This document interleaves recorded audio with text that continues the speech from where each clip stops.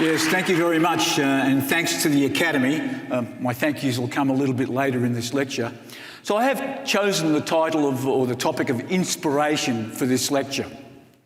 And when you think of what inspiration is, well, I guess it's that sort of spark of excitement that comes at that point when you're thinking about your research, you're deciding what experiments you're going to do, and you get inspired by an idea.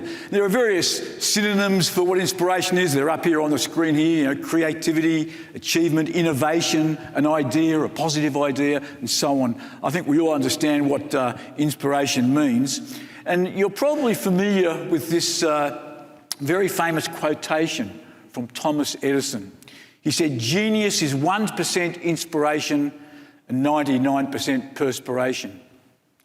Now, this quotation has been used many, many times, but in various different contexts. And so the quotation has changed to match the context. So in this context of this Prentice Award presentation, I think we can change the word genius there and substitute it with research, because this is all about research. And of course, as well, I am no genius. So what we're talking about is research being 1% inspiration, 99% perspiration, and that's exactly what it's like, isn't it, for those of you in this room who do research. You come up with that fantastic idea, it's so exhilarating and exciting, but then you think, well, okay, that's the idea. Now I'm going to have to spend the next 6 months repeating this idea 10 times on each of 60 people, using the scientific method to prove that whatever it is actually a real phenomenon, if it is in fact a real phenomenon. Now, the way I see it, there are 3 types of inspiration. First of all, you can be inspired by others. So you could be inspired by a historical figure or a contemporary figure. I'll give you an example of that as we move along. You could be inspired by an artist or a poet. I'm going to give you an example of that as we move through my lecture. Or you'd be inspired by ancient philosophies or principles or adages. Then there is personal inspiration. This is rather more of a subjective notion. This is the thing where you think all of a sudden you come up with your own idea. Yes, wouldn't that be fantastic? Let's try and do that. That's really personal inspiration. It often stems from being inspired by someone else. The third type of inspiration is inspiring others. That's a very important part of what we do in research, is trying to inspire others with our own research. So you get the inspiration initially, the 1%, you do the 99% perspiration, you publish the paper with the idea of hopefully inspiring others to move on with further research and build upon your original ideas. You can get a bit of an objective handle on the notion of inspiring others by looking at things like paper citations, or how many times a paper has been read or downloaded from a journal or website. And I'll give you examples of that as we move through here as well. Now, having thought about giving this lecture, I thought, well, I've got a bit of a problem here, because as you heard in some of the introductory comments there, if you look up my name on the Scopus database, you'll see that I've published 492 papers. Now, each of those 492 papers had an inspiration. It maybe also inspired others. I haven't got time to go through those 492 papers. So what I've done for this lecture is chosen three examples of where I've been profoundly inspired, and I'll explain why that is, and how I've had personal inspiration following from that, and hopefully have also inspired others. So that's really what this lecture is about, is these 3 examples. 3 research domains, shall we say. So the first example was a case of when I was inspired when I was attending a conference many years ago.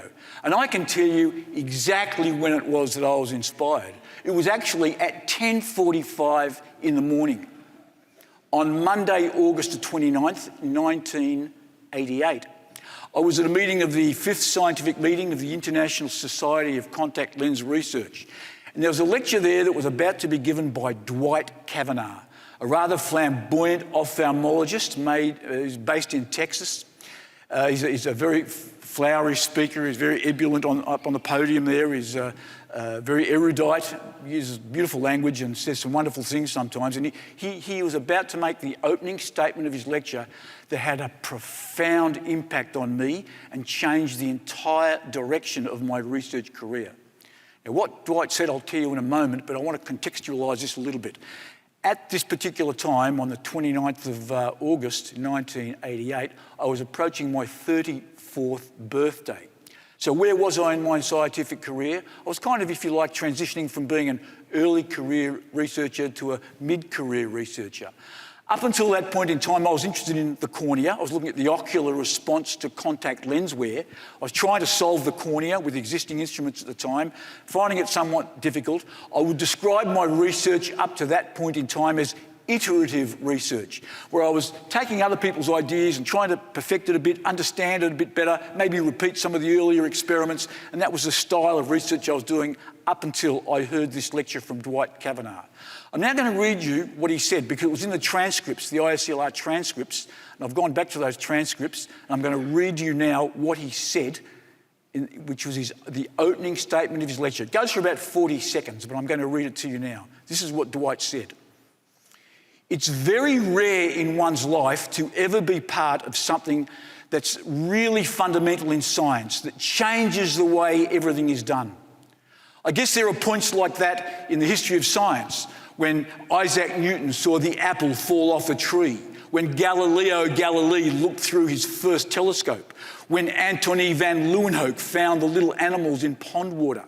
But believe me, confocal microscopy is one of those branch points in science.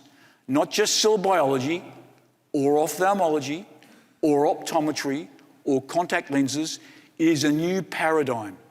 A microscope that lets us see things that nobody else has ever seen before. Now, I was sitting there in the audience listening to that, and I was absolutely mesmerised. And I was further mesmerised when Dwight put up some images that he'd captured from rabbit corneas of cellular structures within the cornea. And I was absolutely mesmerised by this. Now, what is interesting, that in exactly the same week that I was attending that conference, this is August 1988, a paper appeared in the journal Scanning by Noel Dilley, who was an ophthalmologist working at St George's Hospital in London. Noel Dilley, in what appears to be a loose collaboration with Dwight Kavanagh's lab in Texas, had also developed a confocal microscope. He'd also been taking on images of rabbit eyes, but decided we really need to do this on human eyes. And he did a very, very brave thing. Now, Noel Dilley was actually a very brave individual. He was awarded the George Cross for bravery by Queen Elizabeth II for a spectacular an effort that he went to in saving the life of someone who fell down a deep crevice in the Canadian tundra, in an ice crevice, and he won the George Cross for that, doing this single-handed recovery mission. That's another story. But he decided he was going to subject himself to be the first eye to ever have confocal microscopy done. That top left picture there is Noel Dilley lying down. You're looking from his chest to his big hairy chin, looking up at the confocal microscope. This was a xenon light arc source, extremely high illumination. So they had to put in a number of different filters to cut out the UV and the infrared so they could capture the first image. That image you can see on the top right there are stromal keratocytes, never before seen in the human eye. And this was absolutely mesmerising to see these stromal keratocytes from a human eye. And this image was published in the journal Scanning. So that was 1988, and I did approach Dwight Kavanagh saying, look, is there any chance you could build one of these confocal microscopes for me? Because I knew I had to have one of these confocal microscopes. And he sort of said, yeah, we might be able to do that. And he ummed and ahed, he prevaricated, but he never got around to doing it. And I had to wait a long time till the first commercially available instrument came along, which was the Tomy Confiscan P4. It came out in 1996. I managed to acquire one at the University of Manchester in 1996 and started looking at the cornea then and made some interesting observations. The next instrument came along a few years later, which was the Nidec Confiscan CS4. I got one of these instruments too. It wasn't much better than the Tomy Confiscan. And then the next year came the Heidelberg HRT3 RCM, which was a laser scanning confocal microscope. That is now the gold standard instrument that anyone doing confocal microscopy uses, that one on the end, the Heidelberg instrument. And I managed to get one of those too. But with the Tomy Confiscan P4, I had a look at images of the cornea. And here are some images taken in sequence of the cornea, starting on the top left from the surface of the epithelium, moving through the epithelium. And there was something that really caught my eye, which was that bottom left image, which is the subbasal nerve plexus. We knew it existed, from the literature, from anatomical studies, but you could not see it with a slit lamp by a microscope, which only goes up to, you normally use it in this clinic at about 10 times magnification. You can use a slit lamp up to maybe 30 or 40 times magnification. This is looking at the eye at 700 times magnification in the real live human eye.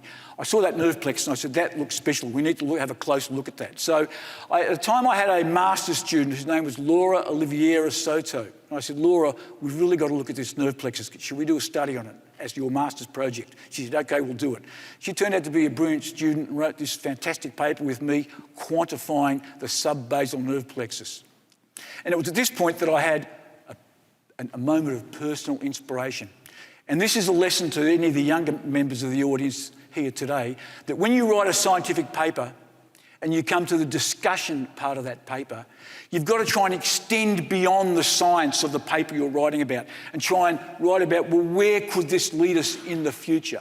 And I wrote a sentence that turned out to be quite prescient. This was my moment of personal inspiration. I said, in the discussion section of the paper, future studies should investigate the morphology and architecture of corneal nerves in patients with known alterations in innervation, such as diabetic patients. Now, that turned out to be prescient, as you're about to find out, because I thought, no, we should maybe have a look at the subbasal nerve plexus of patients with diabetic neuropathy, and that we did. So there is a sketch of the nerves taken off an image of the central cornea. It's about a 4 millimetre diameter sort of composite image of nerve fibres in a normal subject. No diabetic neuropathy there. Then we had a look at a patient with severe diabetic neuropathy, and that's what we saw. A lot of the nerves had atrophied away. Some of the nerves were maybe too thin to be resolved. There was certainly a difference in the appearance of the nerve plexus in someone with severe neuropathy versus no diabetic neuropathy. Now, that was the moment of inspiration. But then you've got to go away and prove it. Is that really the case? So that's just a sample of one. That means nothing. It's just an anecdotal observation. So I managed to come across a very talented endocrinologist at the University of Manchester by the name of Rayaz Malik. That's a picture of Rayaz now. He's now the head of endocrinology at Weill Cornell Medicine in Qatar. And he said, that's an interesting idea, Nathan. It's probably not going to prove to be anything, but let's have a look at some patients. So we got together 60 patients with various levels of severity of neuropathy, graded according to the Neuropathy Disability Score, which is an instrument that Rayaz developed with his colleagues. And you can see that in a control subject, normal subject, there's a certain nerve fibre length in total. You can see that's the left-hand data point. But in patients with neuropathy, we found that the more severe the neuropathy, the more compromised was the nerve fibre layer. And in this particular measure you're looking at, nerve fibre length was reduced more and more and more with more severe diabetic neuropathy. So the suggestion here is, well, hang on, maybe this technique could be useful in picking up early cases of diabetic neuropathy and quantifying the severity of the condition and so on. That actually turned out to be the case. There's been a lot of research done now using this particular technique that we introduced. In fact, the front cover of the November issue, was it last year, of Diabetologia. The whole front page was devoted to a nerve plexus there, subbasal corneal nerves you can see on this article here in Diabetologia. So this paper has, I think, also inspired others, because if you look at the number of citations, it's had 409 citations. Now, is that a lot of citations? Well, let me contextualise that for me. In the entire the entire optometric literature, there have been about 35,000 papers published in all time in optometry journals. Of those 35,000 papers, only half have received any citations. So half of those papers have had no citations at all. The other half, about half of them, have had 10 citations or more. Now, 10 citations is something notable. If you go to Google Scholar, it cites an I-10 index, which is how many papers have you published that have had more than 10 citations. That's the I-10 index. So 10 citations is pretty good.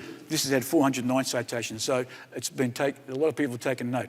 Corneal confocal microscopy has been found to be useful in assessing a whole range of ideas. There have been a lot of papers published, so all of these various diseases involving systemic neuropathies and diseases involving central neuropathies. Too many to talk about right now, but this field has expanded incredibly, so we've inspired a lot of people to do further research.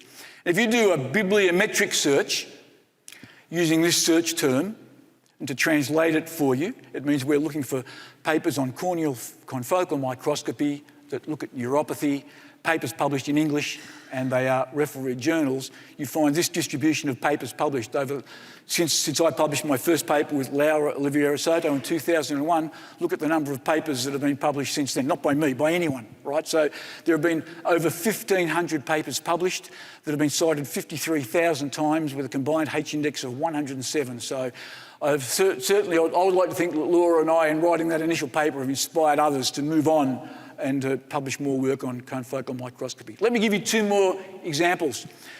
So the second example is grading scales for contact lens complications. So I'd been interested in, as I said, looking at the cornea and the response of the cornea to contact lens wear. And I knew there were grading scales that existed, such as this atlas in 1984 with these crude drawings that were essentially a grading scale going from grade 0 to grade 4.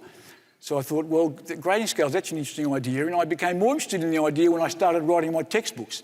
So I've written 7 textbooks that have appeared in 24 editions and foreign translations. The top row there, the top row of those books you're looking at on the screen is my book, Contact Lens Complication.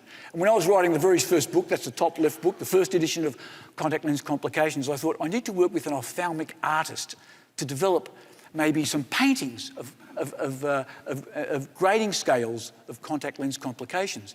And I knew of the work of some ophthalmic artists, like there was this ophthalmic artist I knew of called Terry Tarrant. He used to sign his name down on the bottom of all his papers with T-A-R-A-N-T, with a capital T and A-R-R-A-N-T.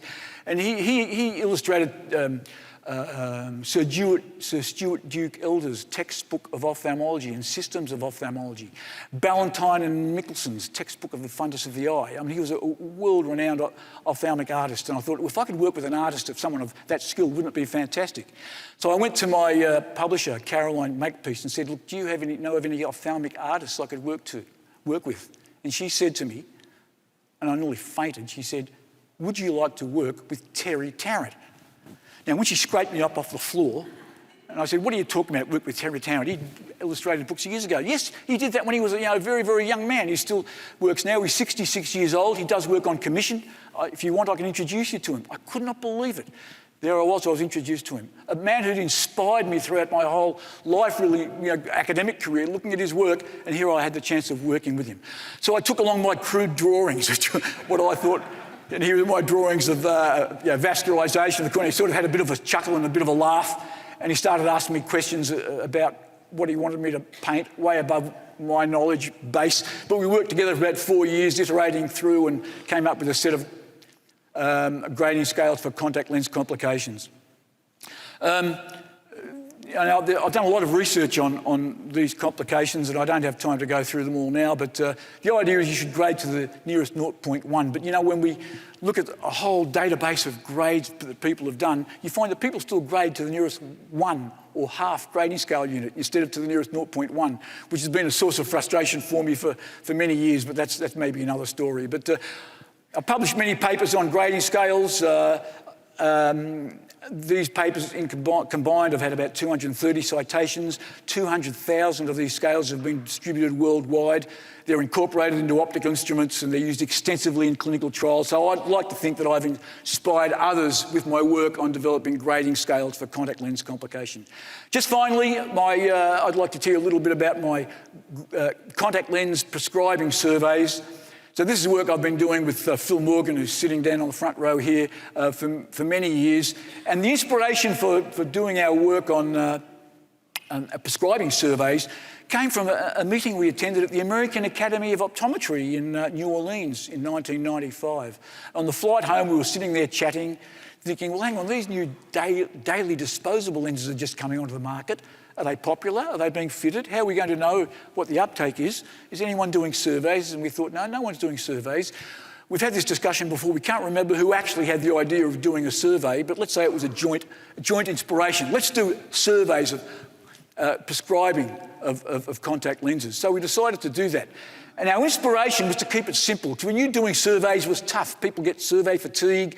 If we want to do surveys over a number of years, how are we going to do that? We'll keep it simple. Keep it simple, stupid. That's the saying of Kelly Johnson, who was the head of chief engineer at Lockheed Skunk Works in California in the 1960s. Keep it simple. So we did that. We developed a simple form, a one-page form, not two sides, just what you see there. That's all the practitioner gets. One form, one side of one form, and they do use tick boxes. Just tick the boxes for the next 10 patients they see. It couldn't be more simple. And that was our if you like, moment of inspiration, to keep it really, really simple and do these surveys. So our first survey was done in 1996, and you can see in the little box there, we made the statement there, the survey was carried out with a simple one-page questionnaire. So we did this survey in the United Kingdom in 1996, repeated it in 97, 98, and over those 3 years, we started getting inquiries from colleagues who said, this looks like a great survey, can we do it in our country as well? And so we did, mainly through Phil's good offices. Phil took on a number of colleagues who then did the survey in their country using our system, and we ended up doing surveys in 71 different countries around the world. As of 2024, we've surveyed, as I said, 71 countries. We've done 29 consecutive surveys. With the assistance of 105 country coordinators. We have data on 480,000 contact lens fits. So when you read a paper that says, yes, we did 20 fits, or we did 60 fits, well, we did 480,000 fits, okay, in our survey. So we have a very, very powerful database, and we have 5.3 million data points on our spreadsheet. So this is an example of the sort of data we generate. You can see that the prescribing of, in this example, daily disposable lenses has increased over the years. In some countries like the United Kingdom and Australia, 70% of all soft lenses fitted are daily disposable contact lenses. But in some countries we have very low levels like Bulgaria and Greece. Why are the levels of fitting so low in those countries? There are many reasons why there are differences between countries, but the main countries is cost. Daily disposable lenses, when worn on a full-time basis, are very expensive. We can actually do a bit of a calculation here by comparing the percentage of lenses prescribed, that is percentage of all soft lenses that are daily disposable lenses on the y-axis, against the gross domestic product, which is essentially the average wealth of people in a country. And you can see that the wealthier people are in a country, then the more daily disposable lenses are prescribed. Pretty simple, really. In fact, the variance is 35%. So 35% of the variance in prescribing daily disposable lenses can be attributed to the gross domestic product of a country. So it's not the only factor, but it's certainly a major factor. We published recently a paper summarising work on 20 of our main countries that we follow over 24 years. We followed them over 24 years. We published this work. It's been well cited. In fact, we've published 55 refereed prescribing papers that have received over 1,100 citations with a combined H equals 20. These papers are important. They inform contact lens practitioners. They guide the contact lens industry. So we think we've inspired practitioners and the industry to, and other researchers with our work on prescribing, contact lens prescribing. So in conclusion, I have been inspired by others. I have had moments of personal inspiration, and I've hopefully inspired others as well. Let me finish off very briefly with some acknowledgements. First of all, I'd like to thank the Academy. I've had a long association with the Academy. I've been a fellow since 1980, a diplomate of the CCLR cert since 1998. I've won most of the Academy's major awards, the Clay Award, the Shapiro Award, the Fry Award, the Koch Award, and this year the Prentice Medal. And these awards have been very special to me. They've motivated me. They've indicated I've been on the right track in my research. And I thank the Academy ever so much for the support it's given me over the years. I thank the Foundation for the support it's given me. I was a recipient of a VSP grant of $42,000 in 2008. This is my 23rd FAAO meeting. I've published 52 papers in OVS. I'm the 18th most prolific author of papers in OVS. And the people who have guided my career, Barry Cole, the father of modern optometry in Australia, was a towering figure who gave me great advice. Leo Carney did as well. And Susie Fleisig, you might be surprised to see Susie Fleisig on this slide. She was my PhD student, but we've had a very special relationship. We've kind of mentored each other throughout our careers, so a special mention to Susie there.